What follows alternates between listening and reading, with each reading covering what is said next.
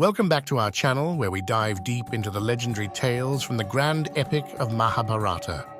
Today, we bring to life the courageous deed of Lord Krishna, the beheading of the tyrant King Kamsa. King Kamsa, the ruler of Mathura, was a cruel and ruthless tyrant. His reign of terror was prophesied to end by the eighth child of his sister, Devaki, Lord Krishna. Our saga commences amidst the grandeur of Princess Devaki's wedding to Vasudeva. Devaki, beloved sister of the tyrannical Kamsa, finds herself at the center of a divine prophecy that foretells Kamsa's downfall at the hands of her eighth child. Stricken with fear and consumed by paranoia, Kamsa, in a fit of rage, attempts to strike down Devaki. However, Vasudeva, her husband-to-be, intervenes, imploring Kamsa to spare her life. To appease Kamsa's fears, Vasudeva makes a solemn promise. He and Devaki will deliver each of their children to him as they are born, allowing Kamsa to do with them as he pleases.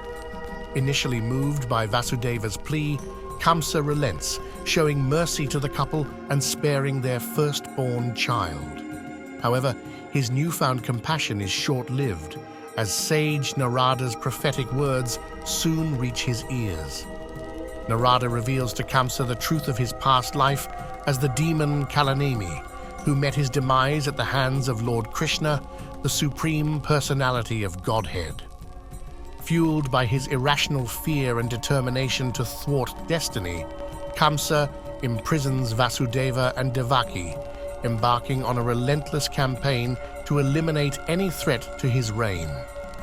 Year after year, Devaki gives birth to a child, and each time, Kamsa ruthlessly snuffs out their lives, fearing that they may be the ones destined to end his rule. As his paranoia reaches new heights, Kamsa's heart grows darker, and his actions become increasingly brutal. Yet, amidst the chaos and despair, a glimmer of hope emerges with the birth of Krishna, the eighth child. Guided by divine intervention, Vasudeva manages to escape from prison and exchange Krishna for a newborn girl in nearby Gokula, thus sparing his life and fulfilling the prophecy. When Kamsa learns of Krishna's survival, his fury knows no bounds. Determined to eliminate the threat posed by the child, he unleashes a wave of terror upon the land, ordering the slaughter of all male infants born within the past 10 days. Additionally, he targets saints and brahmanas, recognizing them as the spiritual backbone of his enemy, Lord Krishna. In his desperation to cling to power, Kamsa resorts to ruthless persecution, hoping to crush any resistance to his tyrannical rule. At the age of 16, Kamsa finally learns Krishna's true identity as Devaki's eighth child. Informed by Narada of Krishna's divine prowess in defeating demons effortlessly, Kamsa devises his ultimate scheme. He orchestrates a grand wrestling match in Mathura and dispatches Akrura, Krishna's uncle, to Vrindavan to invite Krishna and his kin to the event. Unbeknownst to Kamsa, Akrura is a devout follower of Krishna. Upon reaching Vrindavan, he confides in Krishna about the true nature of the wrestling match, a nefarious plot to eliminate him and his brother. Krishna and Balarama, unperturbed, share a light-hearted chuckle at the revelation. They extend the invitation to the townsfolk and embark on the journey to Mathura alongside Akrura. Upon hearing of a wrestling match organized by Kamsa in Mathura, Krishna and his brother Balarama, who were raised in Gokul, decide to attend the event, marking the beginning of an epic showdown. Their journey begins with the crossing of the river Yamuna. Here, they encounter the monstrous snake Kaliya, who poisoned the river and terrorized its inhabitants. Krishna, undeterred, jumps into the river and confronts Kaliya. After a fierce battle, he tames the serpent, purifies the river, and ensures the safety of its inhabitants. Continuing their journey, the brothers reach the lush forests of Vrindavan. Here, they face the demon Dhenukasura, who terrorized the forest dwellers. In a display of might and bravery, Balarama confronts and kills Dhenukasura, liberating the forest from his reign of terror.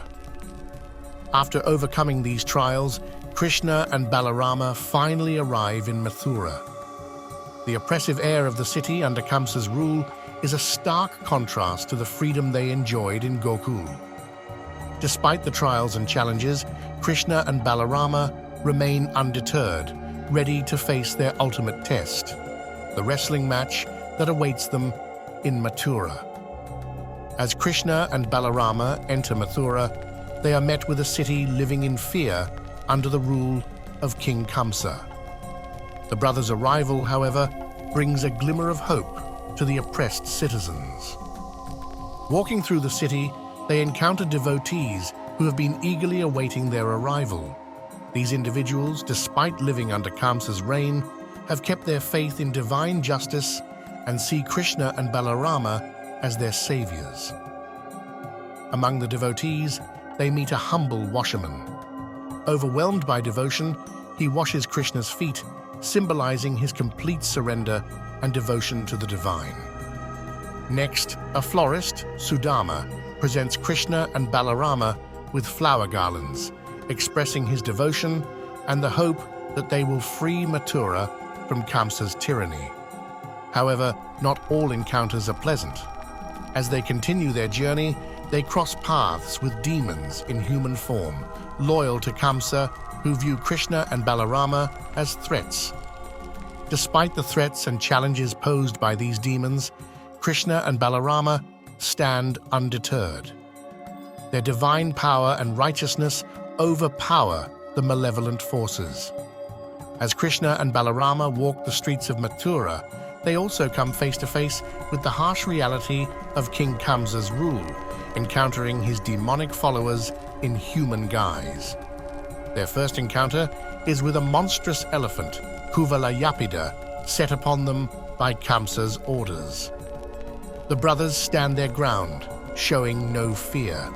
With divine strength and strategic thinking, Krishna overcomes Kuvalayapida, turning the fearsome beast into a symbol of Kamsa's impending defeat.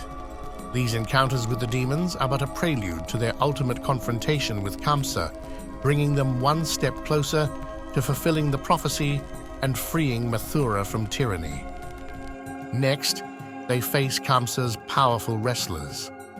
As Krishna and Balarama step into the bustling wrestling arena of Mathura, they are met with a mix of anticipation and apprehension. The crowd is filled with eager spectators, waiting for the spectacle to unfold. In the arena, they face Kamsa's mighty wrestlers, Mushtika and Chanura. These formidable opponents, known for their brute strength and ruthless tactics, tower over the brothers. Despite the obvious disparity in size and strength, Krishna and Balarama accept the challenge, unflinching and determined. As the match begins, the brothers display their skill and agility, countering the brute strength of their opponents with calculated moves and divine power. Krishna, with his divine strength, overpowers Mushtika, defeating him in a show of supreme power that leaves the spectators in awe. Likewise, Balarama displays his immense strength and wrestling prowess, defeating Chanura and further stunning the crowd.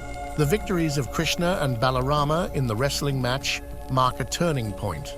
Their triumphs not only stun the crowd, but also signal the beginning of the end for Kamsa.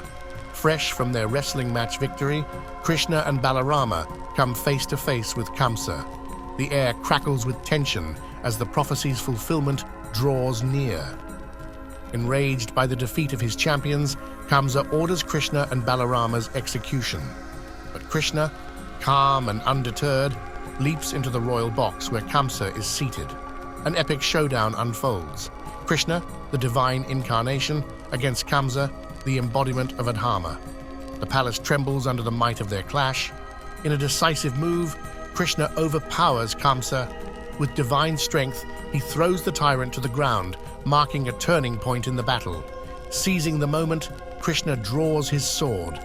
With a swift and mighty strike, he beheads Kamsa, ending his reign of terror and fulfilling the prophecy. With Kamsa's death, the city of Mathura breathes a sigh of relief. The chains of oppression are broken, and the people rejoice in their newfound freedom. In the wake of the epic showdown, the city of Mathura rejoices. The tyrant king, Kamsa, has been defeated by Lord Krishna, bringing an end to his reign of terror. Krishna stands tall, victorious, looking down at Kamsa's lifeless body. There is no joy in his eyes, only a profound sense of duty fulfilled. In an act of divine grace, Krishna decides to grant Kamsa Sarupya Mukti, a form of liberation where the soul attains a form similar to that of the Lord. As Krishna pronounces the benediction, Kamsa's soul is released from his earthly body. It takes on a divine form, symbolizing his liberation and the end of his karmic cycle. By granting Kamsa Sarupya Mukti, Krishna shows his boundless mercy, demonstrating that even the most wicked can attain liberation through divine grace. Even in death, Kamsa finds redemption and liberation. Thus, the prophecy is fulfilled. Lord Krishna, the eighth child of Devaki, brings an end to Kamsa's tyranny.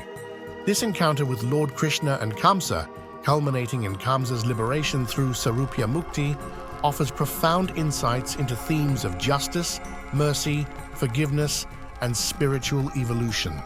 It reminds us of the boundless compassion and transformative power of the divine, inspiring us to seek higher truths and strive for spiritual growth. Thank you for joining us today as we explore another enthralling tales on Lord Krishna's epic adventures. Don't forget to subscribe to our channel and hit the notification bell to stay updated on our upcoming videos. Until next time, keep exploring the wonders of mythology.